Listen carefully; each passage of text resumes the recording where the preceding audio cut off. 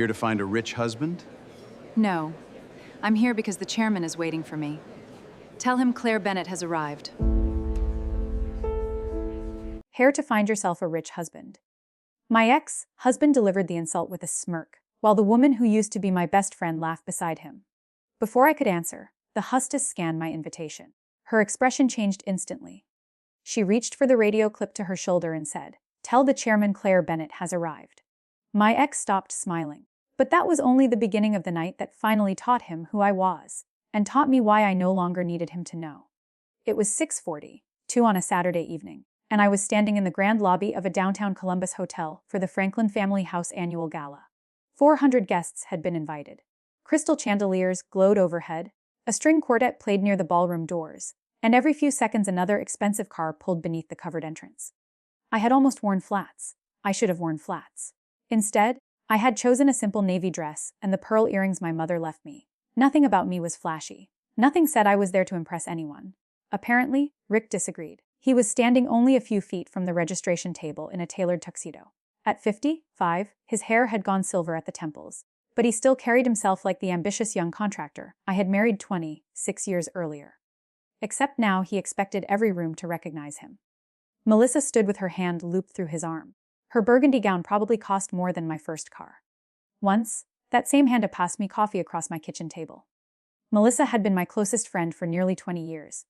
She had known where I hid the spare key, how I took my coffee, and what to say when my mother was dying.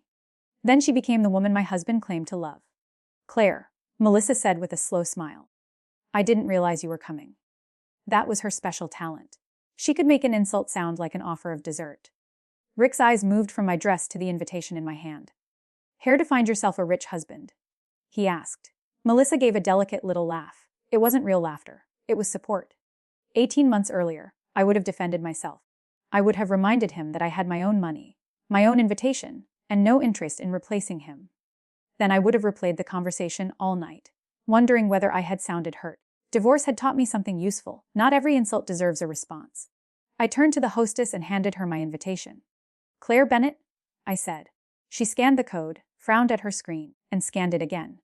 For 2 uncomfortable seconds, I imagined the worst. Perhaps someone had forgotten to add my name. Perhaps I was about to argue with a young hostess while Rick watched me get turned away. Then her posture changed.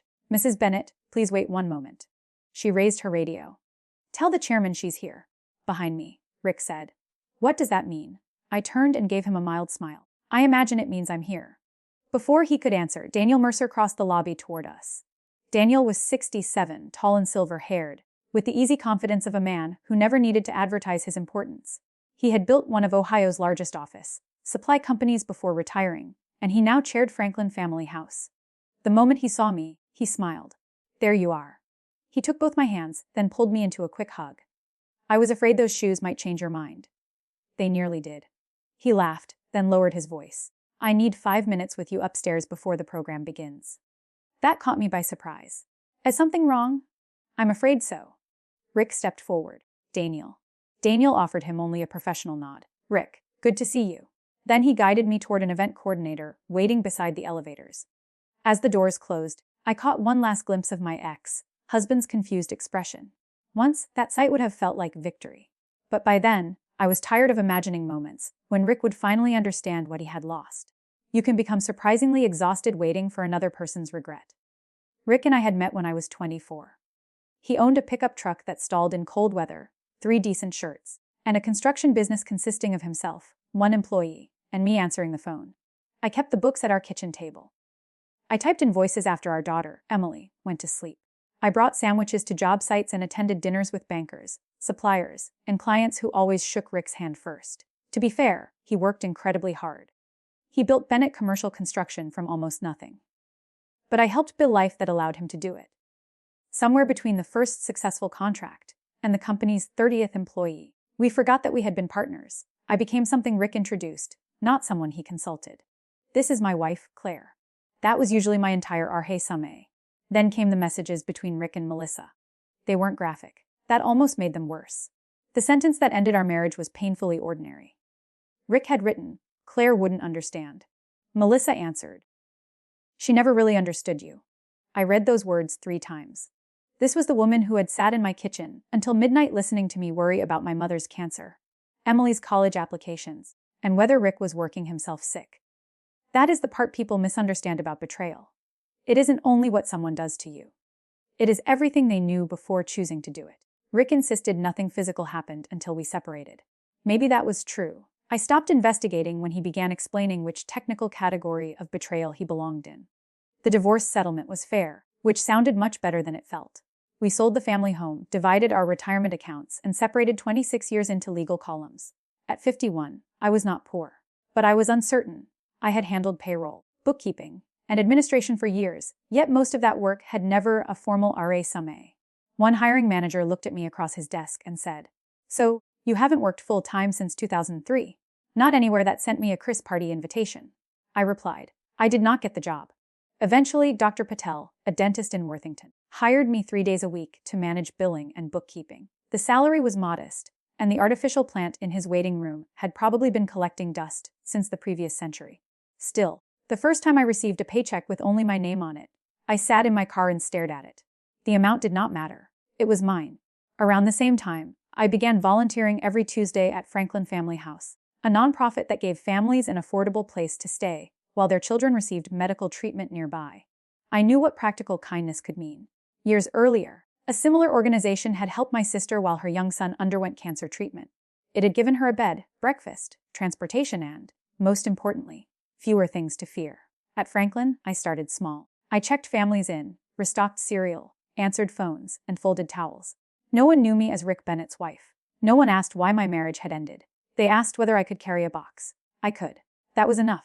Then Franklin began planning a $4.8 million expansion. While sorting budget documents, I noticed that an electrical estimate appeared twice. I showed it to Daniel. He checked the pages, then looked at me as though I had pulled a rabbit from a filing cabinet. "How did you catch that?" I shrugged. Spend 26 years married to a contractor, and eventually drywall becomes part of your personality. After that, he invited me to planning meetings. Then fundraising meetings. I understood construction budgets, but I also understood people. For years, I had listened quietly at business donors, while Rick focused on the men whose hands he needed to shake. I remembered their spouses, their children, and the causes they cared about. I knew who hated golf, who collected old cars, and who always complained that decaffeinated coffee tasted like punishment. Those details mattered. I introduced Daniel to 2 retired business owners who agreed to fund a $1 million matching challenge. I also pledged $100,000 over 3 years. That was not pocket change for me. My financial advisor and I went through the numbers twice. "You don't have to prove anything," she reminded me. "I know," I said. "I'm not trying to prove anything. I want to do this." I asked Daniel to keep my contribution private. No plaque, no donor wall, no announcement. I wanted one meaningful thing in my new life that did not become a conversation about Rick. Then, 3 months before the gala, Bennett Commercial submitted a bid for the expansion. The moment I saw the company name, I disclosed the conflict and removed myself from every discussion involving contractors. I did not see proposals, prices, or rankings. I did not even ask who was leading. That should have ended the matter. It did not. When I entered the upstairs conference room on gala night, Daniel closed the door and placed a printed email on the table. "Claire, we have a problem." The message came from Bennett Commercial's attorney. Its language was polished and careful. It did not accuse me of misconduct. It merely raised concerns about whether someone with a personal relationship to bidder might have influenced the selection process. I signed the recusal. I said, "I haven't seen a single bid." "No," Daniel replied. I read the email again and understood exactly what Rick was doing. He's preparing an excuse in case he loses. Daniel nodded. That is my concern. If Bennett Commercial won, the email would disappear. If it lost, Rick could claim his bitter ex-wife had interfered. My first instinct was to leave the gala. Perhaps I shouldn't be downstairs tonight. Daniel's expression hardened. "Why?" "Because this could damage the charity. You followed every rule." "I know what I did. I'm worried about what people may think I did." He leaned forward. "Claire, I am not asking you to disappear because someone else finds your existence inconvenient." That silenced me. For years, whenever Rick became uncomfortable, I adjusted. I softened my words, skipped an event, changed the subject, or made myself smaller so the evening would go smoothly. Apparently, some habits survived the marriage. "Stay," Daniel said. "Let us handle the bid. Your only problem tonight is the chicken. Is it bad?" I attended the tasting. I laughed despite myself and returned downstairs. Rick intercepted me outside the ballroom. What were you doing upstairs? Talking to Daniel. About my bid. No. He studied my face the way he used to when he believed I was hiding something. The contract will go where it should, he said. There was something strange in his voice. Not hope, not confidence in his company, certainty.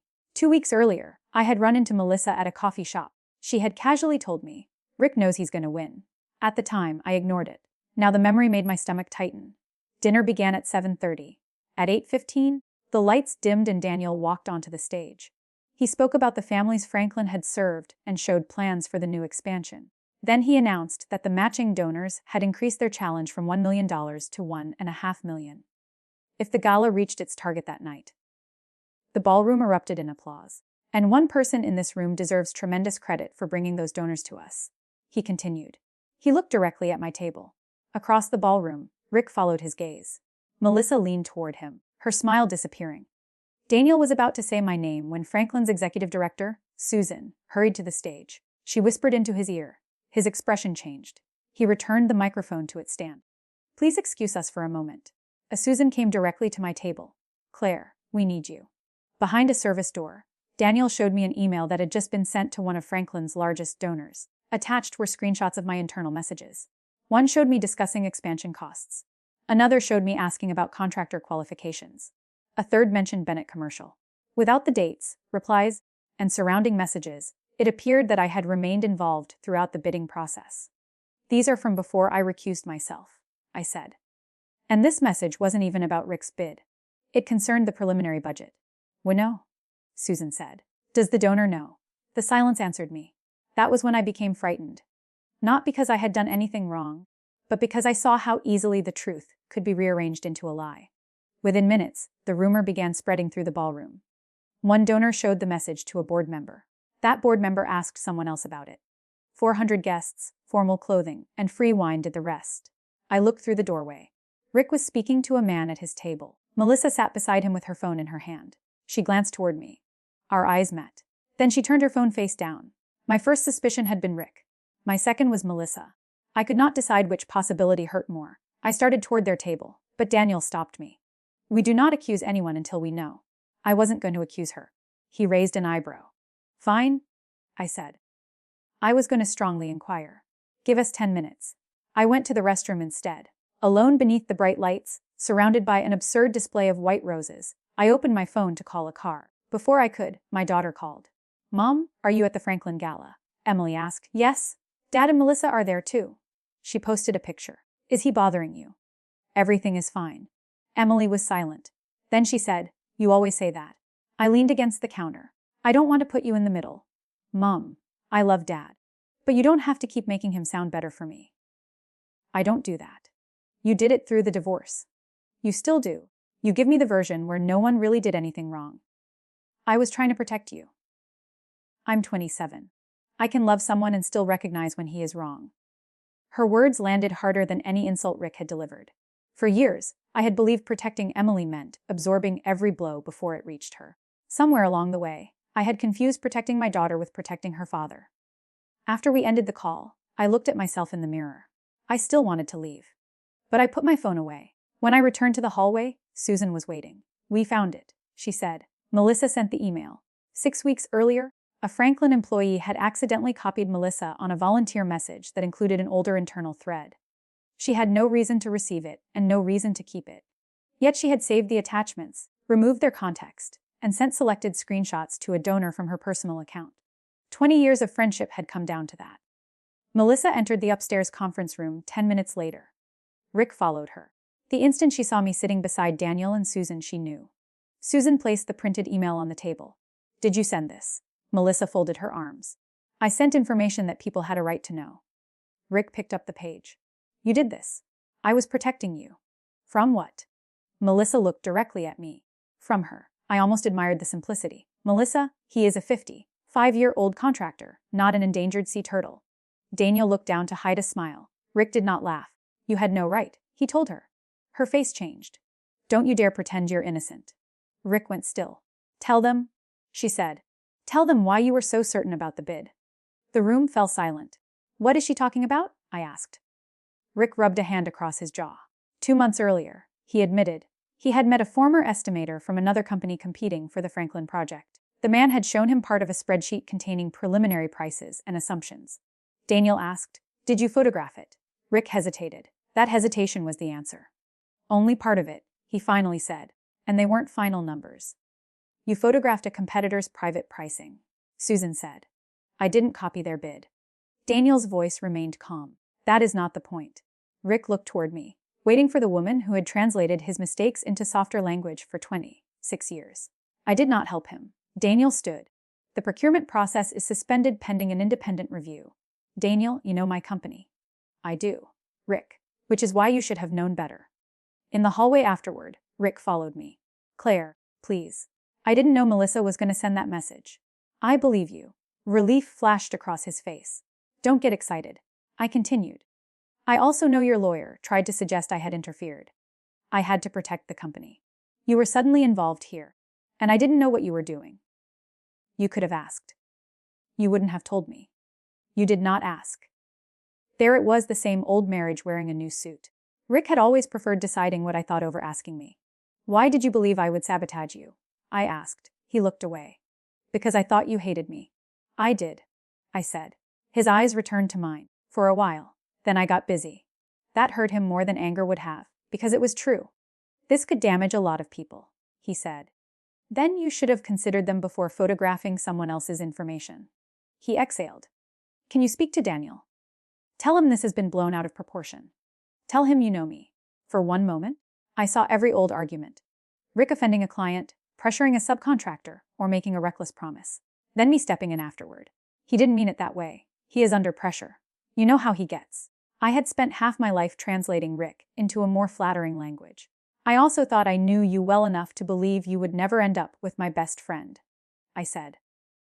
"My record is not very good. Melissa and I did not start until after it had a hand. No, we are not reopening our marriage because you don't want to face what happened tonight." His shoulders fell.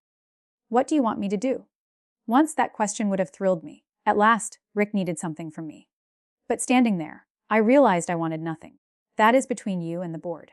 The procurement committee gave Rick a choice: withdraw voluntarily or be formally disqualified. He withdrew. Back in the ballroom, Daniel addressed the crowd. He explained that the bidding process had been paused to protect fairness and transparency. He named no one and made no accusation. Then he looked at me and quietly asked, "May I finally tell them who you are?" For nearly a year, my answer had been no. That night, I looked at the volunteers, the donors, and the families Franklin had helped. "Yes?" I said. Daniel returned to the microphone. He told the room about the matching donors I had introduced, the budget work I had done, and my $100,000 pledge. Most importantly, he explained that I had removed myself from every conversation involving Bennett commercial.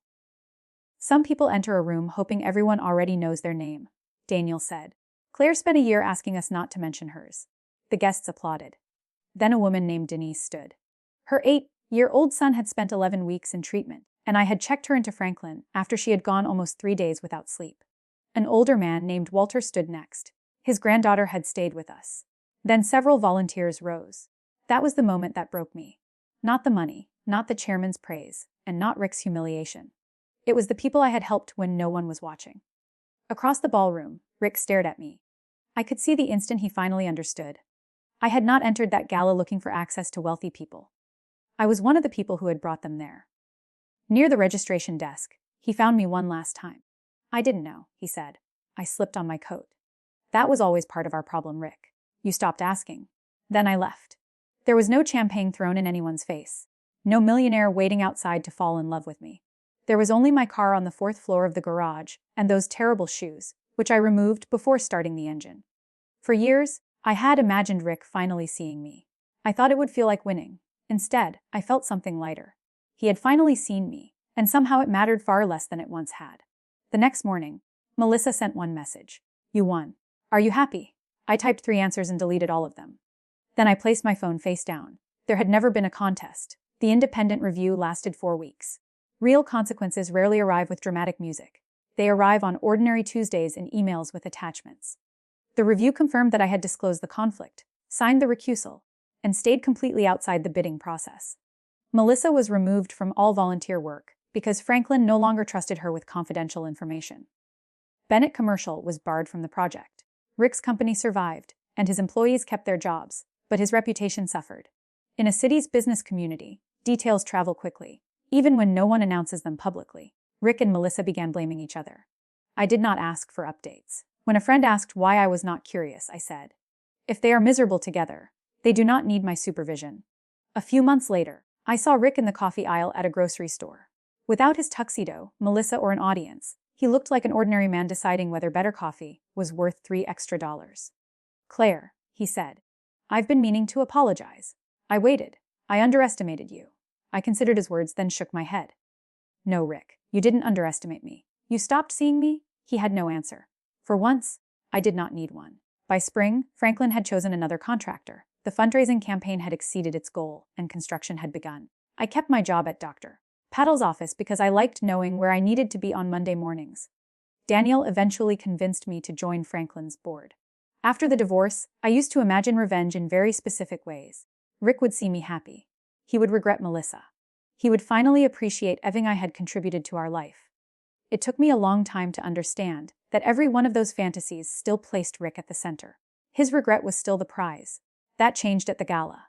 Not when Daniel announced my donation, and not when people stood to applaud. It changed at the registration table. The man I had spent 26 years with tried to make me feel small, and for the first time, I did not feel any need to convince him I was not. The hostess scanned my invitation, lifted her radio, and said, "Tell the chairman she's here." For most of my life, I had been waiting for someone to announce me like that, to tell the room I mattered. At 52, I finally understood. You do not need anyone's permission to belong in a life you built yourself. Sometimes, you simply have to show up.